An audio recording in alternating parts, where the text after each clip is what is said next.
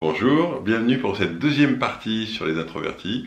Si vous avez raté la première partie, elle est juste là. N'hésitez pas à cliquer.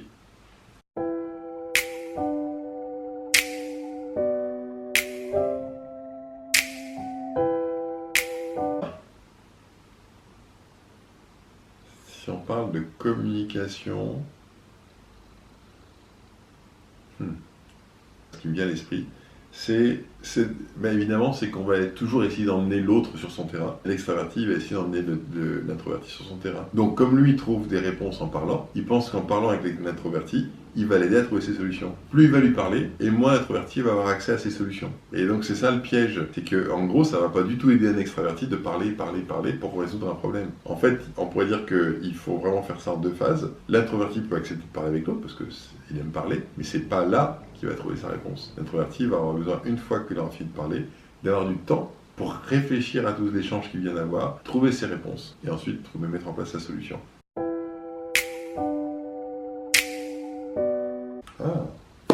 Et ben, je lui poserai des questions. Je verrai qu'il est confronté à un problème, et je lui poserai des questions ouvertes pour qu'il regarde le problème sous des angles sur lesquels il n'a pas encore regardé, de manière à l'aider dans sa réflexion. Voilà, si je pense à un enfant qui peut un peu tourner en rond, qui n'a pas forcément les solutions au problème auquel il est confronté parce qu'il est trop jeune, et ben je lui poserai des questions ouvertes, peut-être des fois semi-orientées, c'est-à-dire en faisant peut-être une suggestion, pas de réponse, mais une suggestion de réflexion pour amener l'enfant introverti à se poser des questions, à regarder le problème sous un autre angle. Par exemple, il dit, dans la cour de récréation, j'ai pas d'amis, j'arrive pas à parler avec les autres. Je lui dirais, comme question, comment ils font les autres qui ont des amis dans la cour de récréation? Je vais aider à observer. Je regarde comment ils font. Dans la cour de récréation, quel est celui auquel tu as envie de ressembler? Et puis, une fois que tu l'as identifié, alors je pose la question, mais qui? Tu aimerais ressembler à qui? Quel est celui qui te fait envie, ou qui dit « j'aimerais être comme lui ». Une fois que tu l'as trouvé, tu regardes comment il fait, comment il parle, comment il s'y prend, avec quels mots il démarre une conversation, quand il parle à quelqu'un qu'il ne connaît pas, qu'est-ce qu'il dit en premier. Regarde comment il fait, observe la façon dont il s'y prend. Puis après, regarde comment toi, tu pourrais t'y prendre, avec tes mots à toi, avec qui tu es, pour faire la même chose, mais pas comme lui, parce que si tu essaies de ressembler comme lui, tu ne seras pas aussi bon que lui, mais avec tes mots à toi. En fait, l'introverti, il a besoin d'apprendre. Il a besoin d'apprendre ça parce que ça, il ne sait pas le faire. C'est-à-dire que naturellement, il n'a pas les clés pour entrer en communication avec l'un, entrer en communication avec l'autre, ça il ne sait pas faire. En revanche, il a un vrai talent, c'est l'observation. C'est l'observation, c'est la compréhension des systèmes, c'est comprendre comment ça marche, etc.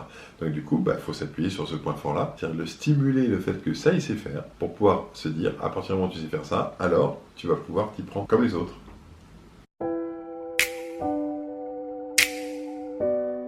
Je vais vous donner un exemple concret. Quand j'ai fait des études,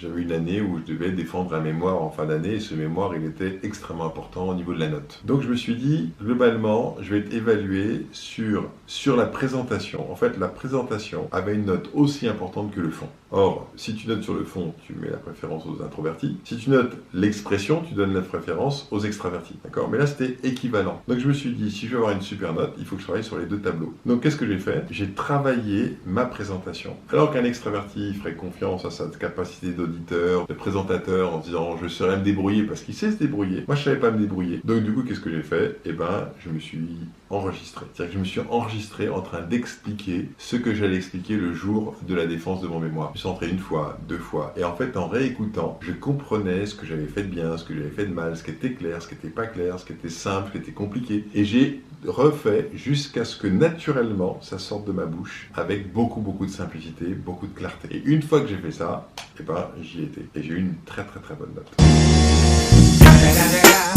It's the motherfucking Eagle Double G. Snoop Dogg.